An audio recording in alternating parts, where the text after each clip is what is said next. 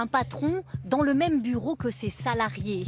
Chronoflex Cannelle, bonjour. Dans cette entreprise, on fait du dépannage d'urgence. Ici, pour les 350 employés, pas d'horaire, pas de contrôle, pas de hiérarchie.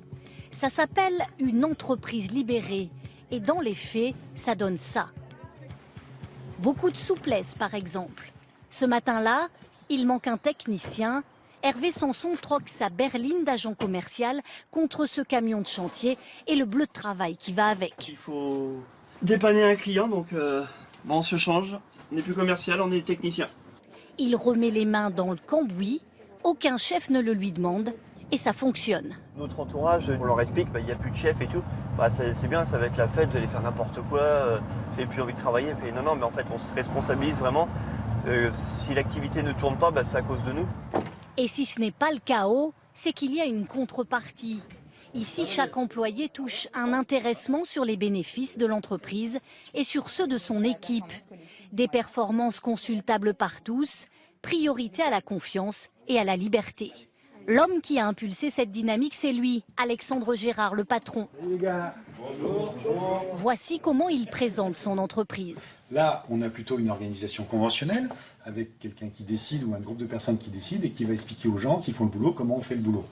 On considère dans ce cas-là, souvent qu'une personne est supérieure à 300. Ce qu'on va essayer de faire, nous, c'est plutôt quelque chose qui ressemblerait à ça.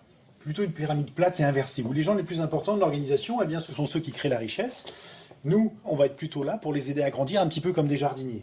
Ici, très clairement, eh bien, le principe, c'est qu'il y a beaucoup plus de force dans 300 cerveaux que dans un seul. Inverser la pyramide, c'était l'idée de la dernière chance. Il y a 7 ans, l'entreprise est au bord du gouffre.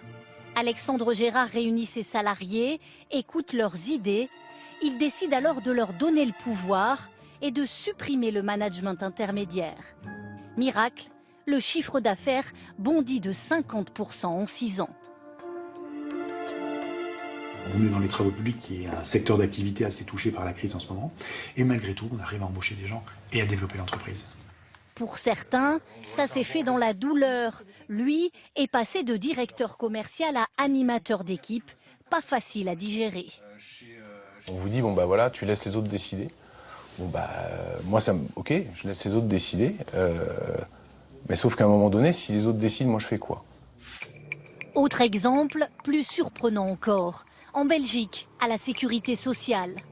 En 2001, elle est paralysée, la bureaucratie absolue.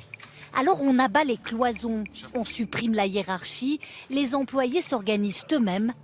Résultat, en 15 ans, le temps de traitement d'un dossier est divisé par 4.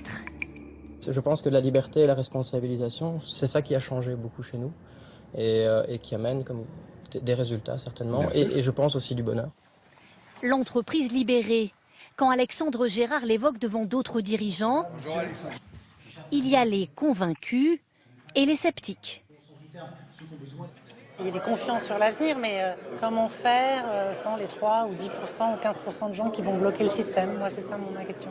Si je ne responsabilise pas davantage les gens, on n'y arrivera pas. Si on ne casse pas les baronnies, on n'y arrivera pas. Les entreprises qui feront la différence demain seront vraiment les entreprises dans lesquelles on prendra un peu plus son pied au travail. Reste maintenant à savoir si les mentalités sont vraiment prêtes pour une telle révolution.